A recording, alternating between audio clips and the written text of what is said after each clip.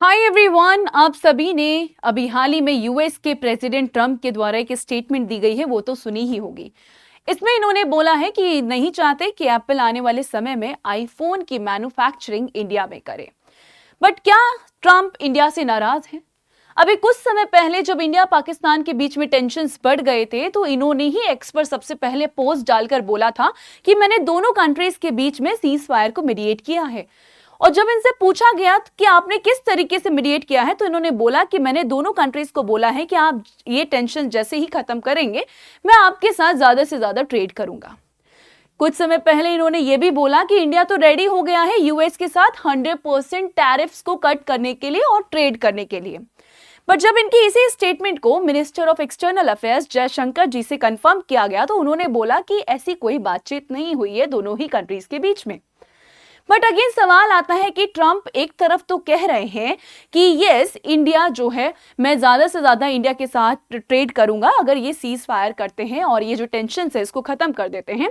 But दूसरी तरफ कह रहे हैं कि मैं नहीं चाहता कि एप्पल आने वाले टाइम में आईफोन की मैन्युफैक्चरिंग इंडिया में करे, क्योंकि इंडिया एक हाई टैरिफ नेशन है। ये दोनों ही स्टेटमेंट हमें एक लेफ्ट और एक राइट स्टेटमेंट दिखाई दे रही है।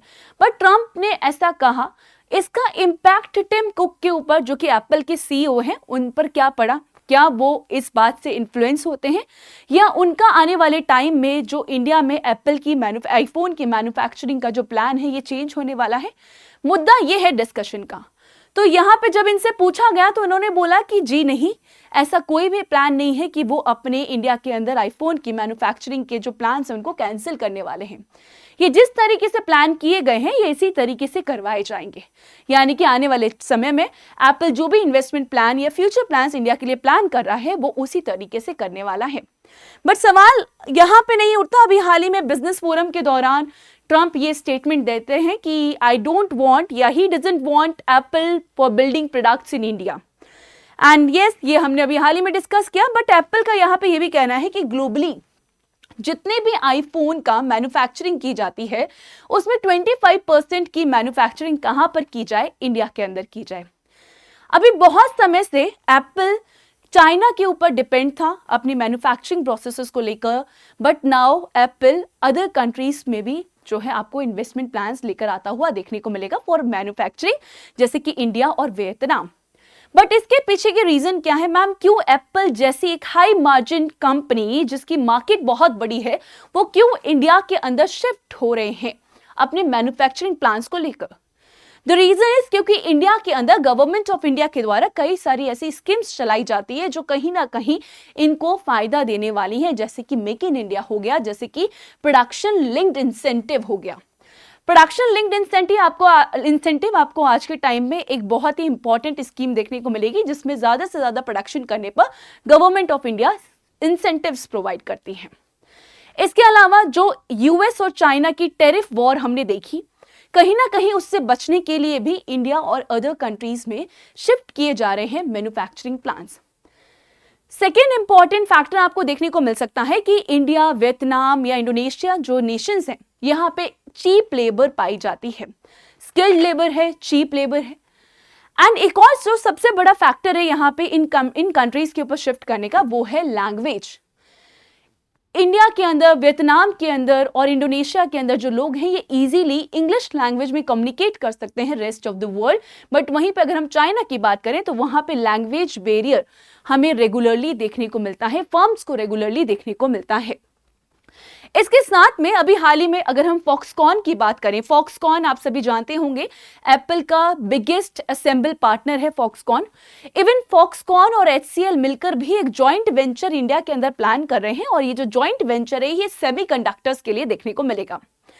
अगर इंडिया के अंदर आने वाले समय में और ज्यादा एप्पल का या अदर आईफोन्स का या स्मार्टफोन्स का मैन्युफैक्चरिंग होगा तो इससे इंडिया की मार्केट पे क्या इंपैक्ट पड़ेगा, सबसे पहले ये बात कर लेते हैं। इंडिया आज के समय में अगर हम इंडिया की रैंक की बात करें तो इंडिया आपको थर्ड लार्जेस्ट एक्सपोर्टर देखने को मिलेगा ग्लोबली इन स्मार्टफोन। एंड वहीं अगर हम इंडिया की मैन्युफैक्चरिंग की बात करें तो इंडिया सेकंड लार्जेस्ट मैन्युफैक्चरर है स्मार्टफोन्स का ग्लोबली। एक्सपोर्ट की अगर हम बात करेंगे, सबसे पहले मैन्युफैक्चरिंग वाला मुद्दा समझेंगे। अगर इंडिया के अंदर ज्यादा से ज्यादा मोबाइल फोन्स को मैन्युफैक्चर किया जाएगा तो अगेन इंडिया एक्सपोर्ट भी ज्यादा से ज्यादा करेगा। अब इंडिया ज्यादा से ज्यादा एक्सपोर्ट करेगा तो इंडिया का जो ट्रेड है या बैलेंस ऑफ ट्रेड है ये भी इंप्रूव होगा। कहीं ना कहीं इंडिया की जो जीडीपी है ये भी आपको बढ़ती हुई दिखाई देगी।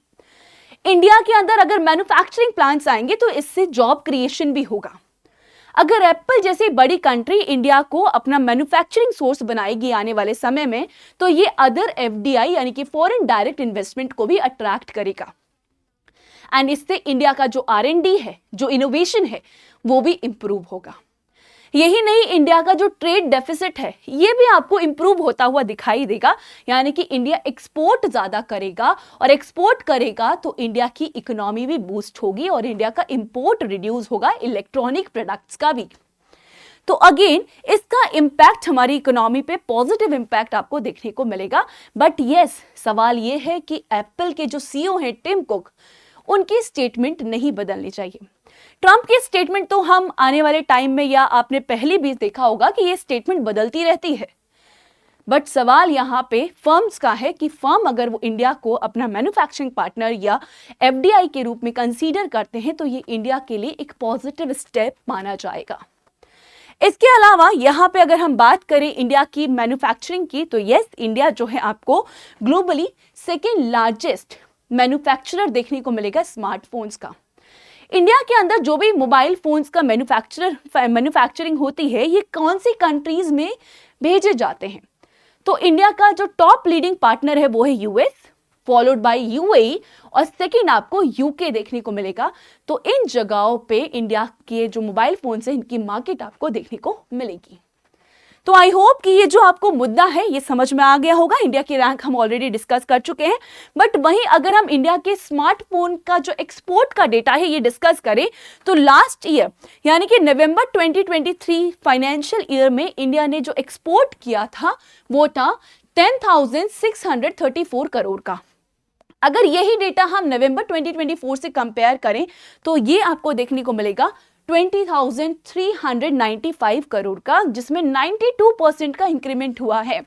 तो ये डेटा तो साफ कहता है कि इंडिया जो है आपको एक्सपोर्ट के टर्म्स में, स्मार्टफोन्स के एक्सपोर्ट के टर्म्स में बढ़ता हुआ मार्केट देखने को मिलेगा या बढ़ती हुई कंट्री देखने को मिलेगी। तो ग्लोबली इंडिया की पोजीशन इस सेक्टर में तो स्ट्रांग होने वाली है। आई होप आपको ये पूरा मुद्दा समझ में आया होगा, पर जाने से पहले मुझे कमेंट बॉक्स में जरूर बताइएगा कि क्या आपको लगता है आने वाले टाइम में टिम कुक का ये इरादा बदल सकता है। कमेंट बॉक्स में बताइएगा।